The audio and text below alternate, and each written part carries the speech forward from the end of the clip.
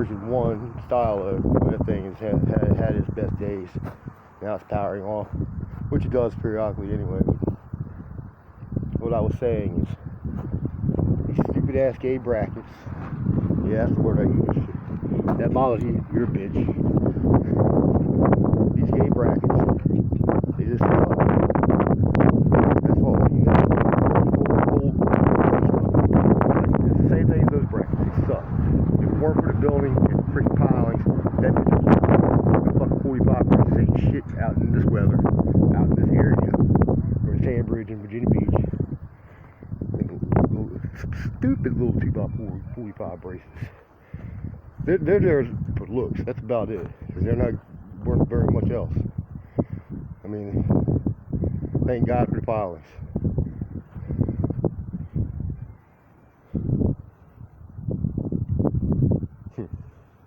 But back to where I was at.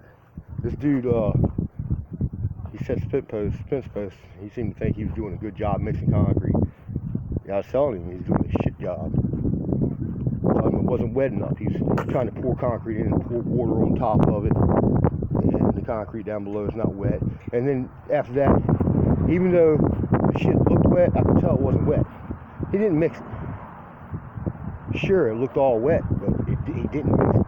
Freaking cement did not get stirred up. It didn't get applied to the stones, and that's what the fuck happened. I was able to knock those out with that hammer right there, sideways, and these are all the ones he set. We set 6 that day. This is 3 of them. And I even came back and dug some of the concrete out the next day, where they were really weak.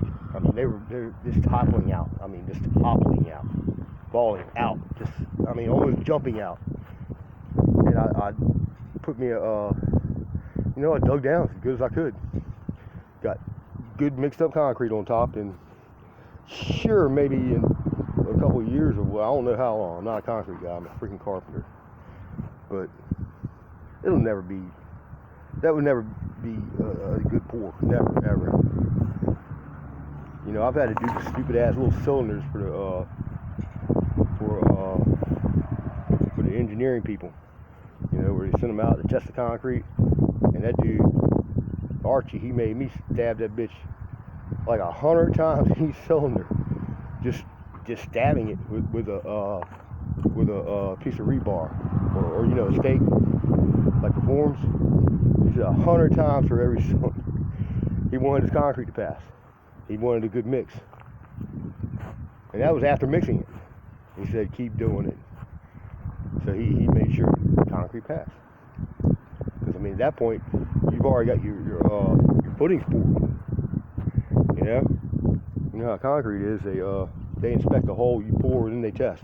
It's kind of a bad situation, but there's no other way to do it. But there's what you get when it looks wet and it wasn't mixed. When it wasn't physically mixed up. That's the pour of a lazy person that won't mix the concrete. That's a fence guy. That's what a fence guy is.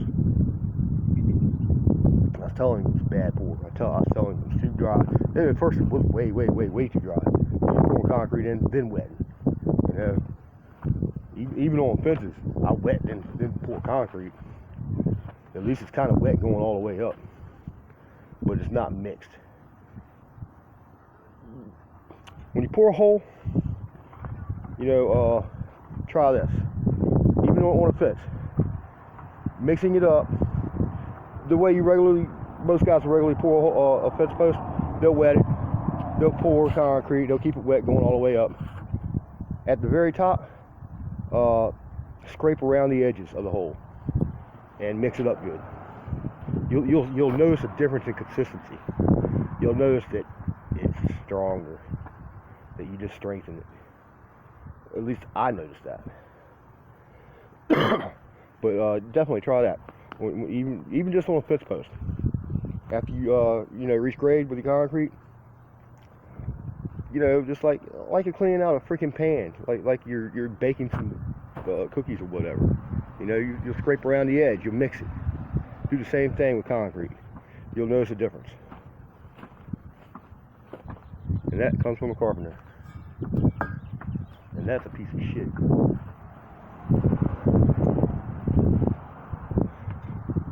Ow. Tripped over my bar.